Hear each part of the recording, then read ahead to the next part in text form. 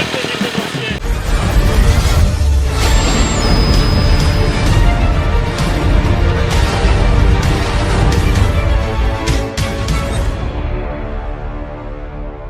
Bienvenue à tous, c'est Quentin. Nous sommes là pour un nouvel épisode de l'Explorateur à moto où je vous présente justement ma moto. Donc là je suis au moulin de Vertin qui est juste derrière, à Templeuve en France, parce qu'il y a aussi Templeuve en Belgique. Concrètement, qu'est-ce que j'ai sous les yeux? Eh bien, comme vous le voyez, deux roues, un guidon, ça donne une moto. Sous réserve qu'il y ait un moteur. Donc il s'agit d'une moto bécane Z56C de 1956. Le C à la fin signifie culbuté, c'est-à-dire que c'est un moteur 4 temps à soupape en tête. Donc c'est un moteur qui a existé sous deux cylindrés, le 125 et le 175. Et c'est un moteur qui est sorti après la guerre, c'est-à-dire en 1946 avec la Z46. Globalement, le moteur depuis 1946 reste le même. C'est un moteur qui est vraiment très simple. La lubrification se fait par un système de barbottage, donc c'est-à-dire que je n'ai ni pompe à huile, je n'ai même pas de filtre à huile, donc ce qui fait qu'on fait une vidange tous les 1500 km. Concrètement, comment ça marche? Dans tout le carter, j'ai de l'huile. L'embrayage baigne aussi dans l'huile. Alors c'est un embrayage qui est inutilisable puisque les disques sont en ferro.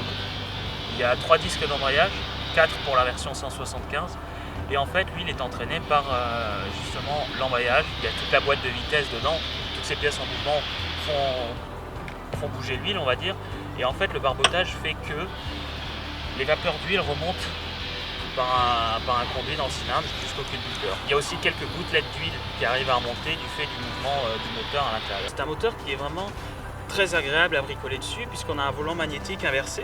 Ça veut dire que pour changer les bobines, je n'ai pas besoin d'arracher le volant puisque je peux y accéder sans l'enlever. J'ai un sélecteur de vitesse à double branche. Ça permet de ne pas abîmer ses chaussures de ville. Une moto moderne, je suis obligé de placer le pied en dessous de l'avant et remonter, ce qui fait que ça use le dessus de la chaussure. Et ici, il suffit juste d'appuyer. Donc soit avec le talon, soit avec la pointe du pied. Concernant la Z56C, en 1956, elle représente la version la plus haut de gamme puisque j'ai une selle biplace. J'ai un réservoir aussi qui a une plus grande capacité que les autres motos bécanes. Et j'ai aussi une batterie qui sert pour avoir un gros klaxon. Qu'est-ce qui a fait le succès des motos bécanes série Z? Donc déjà, elles étaient plus puissantes que les Peugeot avec leurs vieux moteurs de temps. Je dis vieux moteurs parce que c'était encore des 2 temps à déflecteur. Et aussi, elles revenaient moins cher que les concurrentes Tero, qui pourtant, les Tero aussi avaient justement un moteur 4 temps culbuté. Le problème des Tero, c'est qu'elles revenaient plus cher à cause d'une mécanique qui était vraiment très pointilleuse. Et bien maintenant c'est parti pour faire un petit tour avec. Mon carnet de route, où est-ce que je vais aller? Déjà on va aller se moquer du Mont Saint-Aubert qui m'a fait pousser la moto bécane poney la dernière fois. Du Mont Saint-Aubert aller vers Howardy, puisqu'il y a une petite route pavée qui a l'air sympa dans la forêt. La revue technique indique comme vitesse maximale 75 et moto revue te dit environ du 90. Et alors du coup on va comparer la vitesse affichée au GPS avec la vitesse affichée au compteur. Et pour démarrer une moto ancienne, toujours enlever de sa véhicule. Comment on démarre une moto ancienne? Déjà on ouvre le robinet d'essence, on appuie sur la mise à air de la cuve du carbu. En fait c'est pour enlever les bulles d'air dans le circuit d'essence. Ensuite du coup on clique. Donc on cherche le point de compression, là j'y suis déjà. Et un grand coup.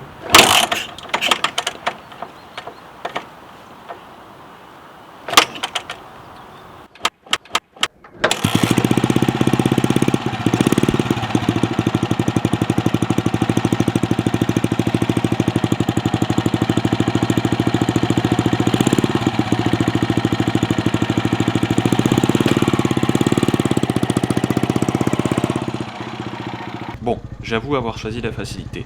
Une moto plus ancienne est bien plus difficile à démarrer. Concernant mon carnet de route, j'ai fait le contraire. Je suis d'abord passé par Howardy pour aller au Mont Saint-Aubert. Sur la route, j'ai trouvé une belle petite ligne droite qui m'a permis de voir à combien ma Z56C pouvait monter. Et le résultat ne fut que des plus honorables pour une moto de cet âge. Quel fut mon étonnement de voir qu'elle dépassait la barre des 90 km/h, mais qu'en réalité le GPS ne m'en indiquait que 70. Je me suis alors questionné, où se situait l'erreur? La revue technique ou une moto-revue des années 50? J'en ai déduit que les deux avaient raison, selon leur point de vue.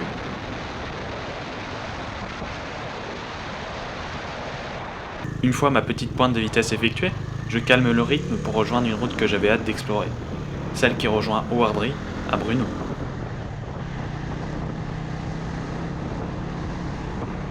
À l'entrée de la route, je me permets un petit temps de répit, le temps de voir si tout est bien fixé. Car des pavés, ça vibre, normalement. Je me remémore les seuls 300 mètres que j'avais effectués en poney, à 10 km/h, et du mal de dos causé par mon matériel vidéo que je transportais. J'espère que tout se passera nickel. Trépied et caméra sont dans les sacoches, j'ai des jantes plus grandes et larges qu'auparavant, et une selle digne d'un beau canapé.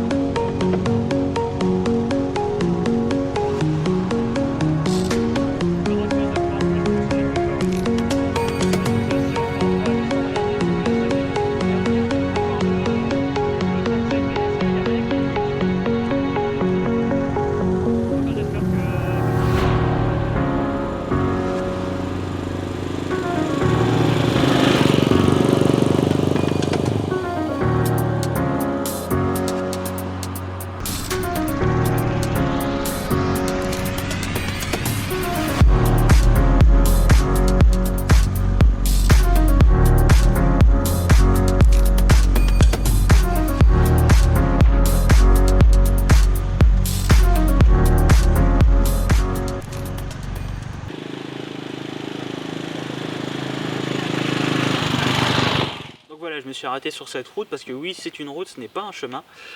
Donc on a du beau pavé, enfin du beau pavé. Disons que essaye de survivre, on voit que c'est bombé, c'est ça qui est marrant. Donc ça doit être sûrement, j'ai vu des tracteurs, donc les tracteurs ils doivent affaisser la route. Et vraiment en moto, je conseille de rester vraiment au milieu.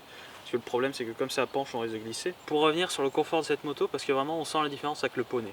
Donc je sais pas si vous vous souvenez, mais le poney avait une suspension justement, avait une fourche parallélogramme, donc avec un petit ressort ici. Il n'y avait pas de suspension à l'arrière, mais c'était la selle qui était suspendue. Donc ici j'ai une fourche télescopique, je n'ai pas de selle à ressort, mais par contre j'ai des suspensions à l'arrière. Donc comment ça marche? Ici j'ai deux ressorts et juste de la graisse. C'est simple. Concernant l'arrière, en fait, j'ai un ressort ici qui suit le même principe à l'avant, un ressort et de la graisse. Par contre, toute cette partie, la partie de ce cadre de là à là, ça pivote, ça monte, ça descend, ça monte, ça descend. Et cette partie-là, en fait, c'est vraiment une nouveauté sur les cadres à partir de 1956, puisqu'avant, on avait un bras non pas oscillant, mais dit coulissant, qui du coup coulissait en fait juste sur une petite partie comme ça, et avec un ressort qui était différent.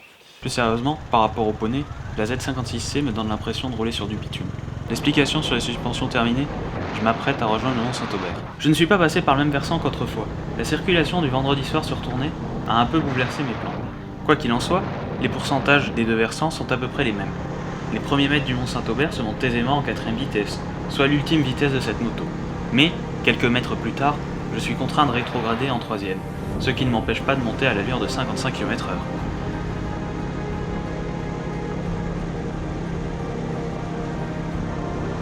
Un virage 90 degrés à gauche signe les derniers mètres du mont, avec une pente moyenne de 10%. Inutile de revenir en première, la seconde suffit. Je vous laisse savourer les derniers mètres de mon ascension du Mont-Saint-Aubert.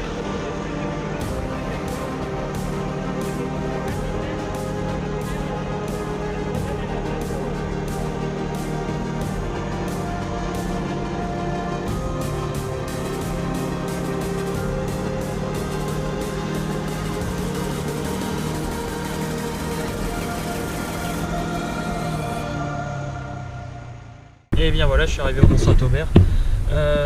Je pensais pas, mais il y a quand même de la circulation par ici. Donc c'est vrai que là j'ai filmé en semaine, là on est vendredi soir, il est 4h20, sortie des écoles. J'ai quand même réussi à monter le Mont-Saint-Aubert sans devoir pousser la moto. La boîte de vitesse est intégrée au moteur et comporte 4 vitesses. Et comme je disais, la première et la seconde sont vraiment courtes.